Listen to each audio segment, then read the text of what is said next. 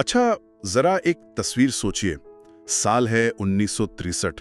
केरला का एक छोटा सा गांव और एक रॉकेट को लॉन्च पैड तक ले जाया जा रहा है। किसी बड़े ट्रक पर नहीं? नहीं, किसी बड़े ट्रक पर नहीं, बल्कि एक साइकिल के कैरियर पर। और उसके जो भारी हिस्से हैं वो एक बैलगाड़ी पर है।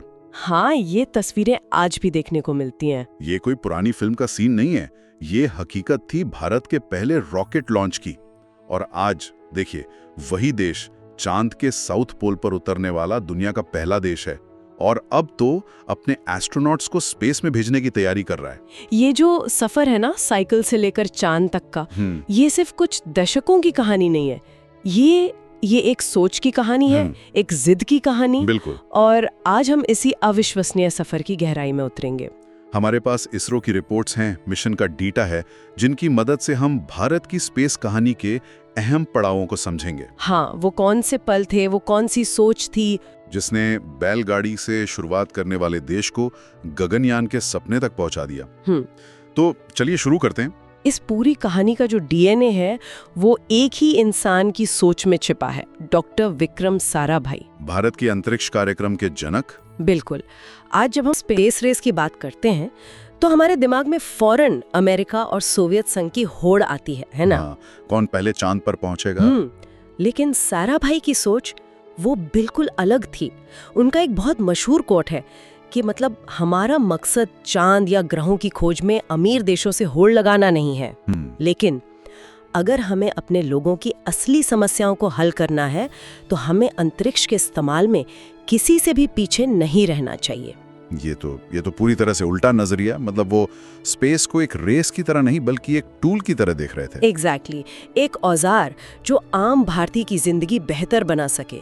और यही वो नींव थी जिसने इसरो को बाकी स्पेस एजेंसी से अलग बनाया। मकसद शोहरत नहीं, समाधान था। और इसी नींव पर फिर डॉक्टर एपीजे अब्दुल कलाम और सतीश धवन जैसे लोगों ने एक मजबूत इमारत खड़ी की। हाँ, कलाम साहब ने भारत को अपना लॉन्च व्हीकल SLV-3 दिया और धवन साहब ने इसरो को एक वर्ल्ड क्लास इंस्टीट्यूशन बनाया। ठीक है, तो नींव रखती गई, लेकिन जमीन पर पहला बड़ा कदम वो कब और कैसे उठाया गया? तो इसरो की स्थापना हुई 1969 में। पहला कदम था 1975 में, हमारा पहला सैटेलाइट आर्यभट्ट, जिसे हमने सोवियत संघ की मदद से लॉन्च किया था। हाँ, लेकिन जो असली आजादी का पल था, असली आत्मनिर्भरता का, वो आया 1980 में, जब SLV-3 रॉकेट ने श्रीहरिकोटा से उड़ान भरी और रोहिणी सैटेलाइट को ऑर्बिट में स्थापित किया। वो भारत के लिए एक आई हैव अराइव्ड मोमेंट था। पहली बार अपनी जमीन से, अपनी टेक्नोलॉजी से हमने आसमान में अपनी जगह बनाई। ठीक है, तो 1980 में हम आत्मनिर्भर हो गए, लेकिन इसका असर आम भारतीय की जिंदगी पर वो कब दिखना शुरू हुआ, या ये उस वक्त सिर्फ एक नेशनल प्राइड वाली बात थी? बहुत अच्छा सवाल है। शुरुआत में सांकेतिक जीत तो थी ही, लेकिन इसरो ने बहुत तेजी से इसे आम आदमी के लिए फायदेमंद बनाना शुरू किया। अच्छा, यहीं से शुरुआत हुई दो क्रांतिकारी प्रोग्राम्स की, इनसैट और IRS। इनसैट यानी इंडियन नेशनल सैटेलाइट सिस्टम ने, उसने तो देश में कम्युनिकेशन की क्रांति ही ला दी। मतलब टीवी और टेलीफोन? टीवी, टेलीफोन, मौसम की एकदम सटीक भविष्यवाणी। सोचिए, तूफान आने से पहले मछुआरों को चेतावनी मिलना या देश के कोने कोने में टीवी पहुंचना, ये सब इनसैट की वजह से मुमकिन हुआ। और फिर आया IRS यानी इंडियन रिमोट सेंसिंग सैटेलाइट्स। ये सैटेलाइट्स एक तरह से अंतरिक्ष से भारत की आंखें बन गए। अंतरिक्ष आंखें, इसका क्या मतलब हुआ? मतलब हम ऊपर से देख सकते थे कि देश में कहाँ कितनी फसल है, जमीन के नीचे पानी कहाँ है, हमारे जंगल कैसे हैं। बाढ़ या सूखे जैसी आपदाओं के वक्त इसमें अविश्वसनीय मदद मिली। और इसी कड़ी में नाविक भी आया, हमारा अपना GPS। हाँ, ताकि हम नेविगेशन के लिए किसी और देश पे निर्भर ना रहें।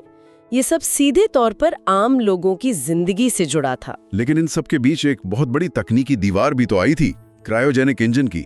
मुझे याद है एक वक्त था जब ये टेक्नोलॉजी हमें देने से मना कर दिया गया था।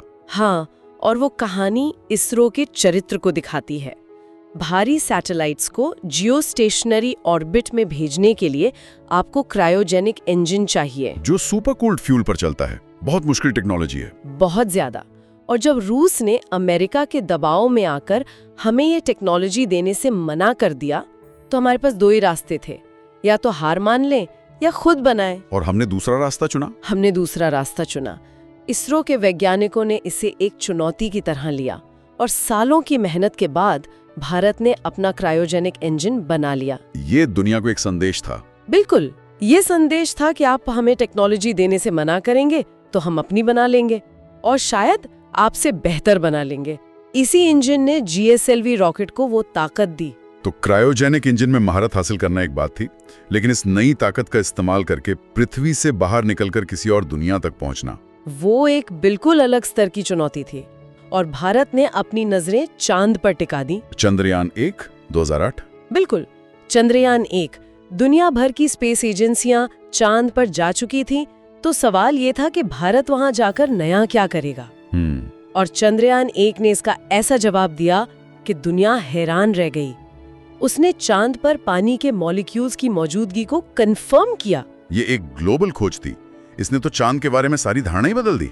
पूरी तरह से। फिर आया चंद्रयान 2 2019 में। उस मिशन के साथ बहुत उम्मीदें जुड़ी थी, लेकिन वो आखिरी के कुछ मिनट, मैं उस रात जाग रहा था, पूरा देश टीवी से चिपका हुआ था। हम सब देख रहे थे। और जब संपर्क टूटा तो इसरो के कंट्रोल रूम में जो खामोशी थी, हाँ, वो पूरे देश ने महसूस की। वो निराशा बहुत असली थी।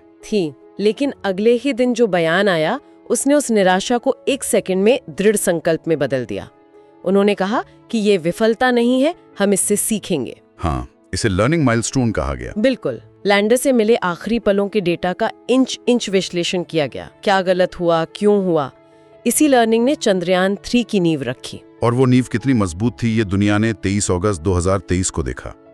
चंद्रयान 3 की सफल सॉफ्ट लैंडिंग, वो भी चांद के साउथ पोल पर, जहां पहले कोई नहीं पहुंचा था। उस एक पल ने 2019 की सारी निराशा को गर्व में बदल दिया। उस लैंडिंग ने दुनिया को 3 बातें बताईं। 1, भारत के पास जटिल स्पेस मिशन को अंजाम देने की काबिलियत है। 2, हम गलतियों से सीखते हैं, हार नहीं मानते। और 3, कि हम ये सब बहुत ही कम लागत में कर सकते हैं। ये विफल होना, सीखना, सफल होना के मंत्र का सबसे बड़ा सबूत था। और अगर चंद्रयान ने हमारी जिद दिखाई, तो मंगलयान ने तो हमारी काबिलियत का लोहा ही मनवा लिया था। मंगल ऑर्बिटर मिशन यानी मंगलयान 2014, वो तो एक चमत्कार जैसा था। पहले ही प्रयास में सफलता। हाँ, भारत पहले ही प्रयास में मंगल की कक्षा में पहुंचने वाला दुनिया का पहला देश बन गया।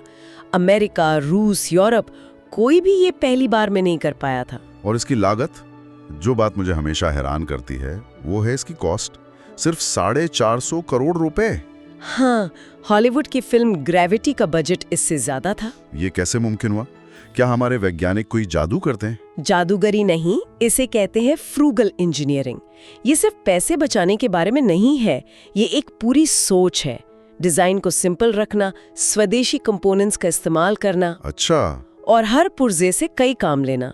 जब दुनिया अरबों डॉलर खर्च कर रही थी, भारत ने दिखाया कि दिमाग और इनोवेशन पैसे से ज्यादा कीमती हो सकते हैं। और इसी फ्रूगल इंजीनियरिंग और विश्वसनीयता ने हमारे लिए कमर्शियल लॉन्च के दरवाजे भी खोल दिए। यहाँ PSLV का जिक्र करना बहुत जरूरी है। इसरो का वर्कहॉर्स, बिल्कुल सही नाम है। PSLV दुनिया के सबसे भरोसेमंद लॉन्च व्हीकल्स में से एक है। इसकी सफलता दर बहुत ऊंची है, 95% से ज्यादा। इसने 400 से ज्यादा सैटेलाइट्स लॉन्च किए हैं और उनमें से ज्यादातर 35 से ज्यादा देशों के लिए थे। सोचिए, अमेरिका, जर्मनी जैसे देश अपने सैटेलाइट लॉन्च करने के लिए भारत के PSLV पर भरोसा करते हैं। तो PSLV सिर्फ एक रॉकेट नहीं है, ये भारत की स्पेस डिप्लोमेसी का चेहरा है और रेवेन्यू का जरिया भी। इसने भारत की इमेज को पूरी तरह बदल दिया है। हम एक टेक्नोलॉजी इंपोर्टर से एक सॉल्यूशन एक्सपोर्टर बन गए हैं। और अब हम एक और बड़ी छलांग की तैयारी में हैं, गगनयान, इंसानों को अंतरिक्ष में भेजना। ये एक बिल्कुल ही अलग लेवल है। गगनयान भारत का पहला ह्यूमन स्पेस फ्लाइट मिशन है। प्लान के मुताबिक 3 भारतीय एस्ट्रोनॉट्स, जिन्हें व्योमनॉट्स कहा जा रहा है, वो पृथ्वी के लो अर्थ ऑर्बिट में करीब 3 दिन बिताएंगे। और इसके लिए हमारा सबसे शक्तिशाली रॉकेट LVM-3 यानी बाहुबली इस्तेमाल होगा। हाँ, इसमें सबसे बड़ा चैलेंज क्या है? मतलब जब आप एक इंसान को रॉकेट के ऊपर बिठाते हैं तो रिस्क कई गुना बढ़ जाता है। सबसे बड़ी चिंता क्या होती है? सबसे बड़ी चिंता और सबसे बड़ी प्राथमिकता एक ही है, सुरक्षा। एस्ट्रोनॉट की सुरक्षा। बिल्कुल। रॉकेट में कोई गड़बड़ी होने पर उन्हें सुरक्षित बचाने के लिए एक क्रू एस्केप सिस्टम है, जिसका सफल परीक्षण 2023 में हो भी चुका है। हाँ, TVD-1 टेस्ट। एस्ट्रोनॉट्स को रूस में ट्रेनिंग दी गई है। हर छोटे से छोटे पुर्जे को हजारों बार टेस्ट किया जा रहा है। इसमें गलती की कोई गुंजाइश नहीं है। गगनयान की सफलता भारत को किस लीग में खड़ा कर देगी? ये हमें अमेरिका, रूस और चीन के उस एलीट क्लब में शामिल कर देगी, जिनके पास इंसानों को अंतरिक्ष में भेजने की अपनी क्षमता है।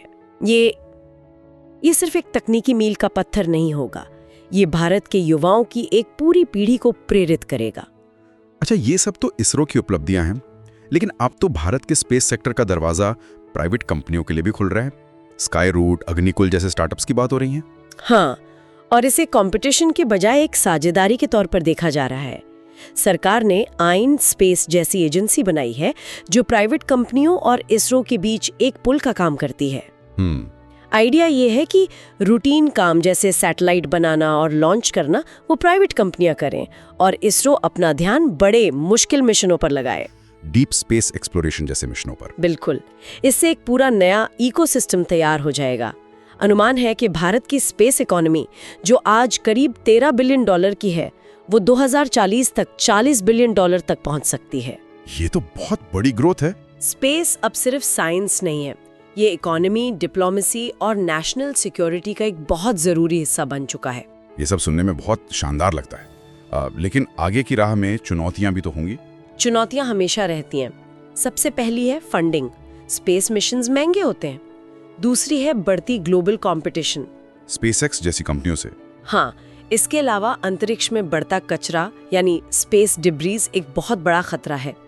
और जियोपॉलिटिक्स का असर तो हमेशा रहता है, जैसा क्रायोजेनिक इंजन के समय हुआ था। और टैलेंट को देश में बनाए रखना भी एक चुनौती होगी। बिल्कुल, लेकिन अगर हम भारत के ट्रैक रिकॉर्ड को देखें तो हमने हमेशा चुनौतियों को मौकों में बदला है। चंद्रयान 3 इसका सबसे ताज़ा उदाहरण है। तो केरल के एक छोटे से गांव थुम्बा से, जहां पहले रॉकेट को साइकिल पर ले जाया गया था, वहां से लेके चांद के साउथ पोल पर तिरंगा फहराने तक, और अब अंतरिक्ष में इंसानों को भेजने की तैयारी।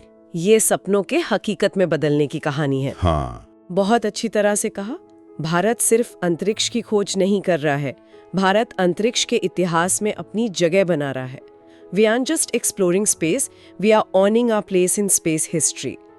तो इस चर्चा को एक सवाल के साथ खत्म करते हैं। जिस देश ने बैलगाड़ी से शुरुआत की, वो अब सितारों तक पहुंच रहा है। इस सफर में भारत का अगला बड़ा सपना क्या हो सकता है? क्या वो एक भारतीय स्पेस स्टेशन होगा, या फिर किसी दूसरे ग्रह पर एक इंसान को भेजना? इस पर सोचिएगा जरूर।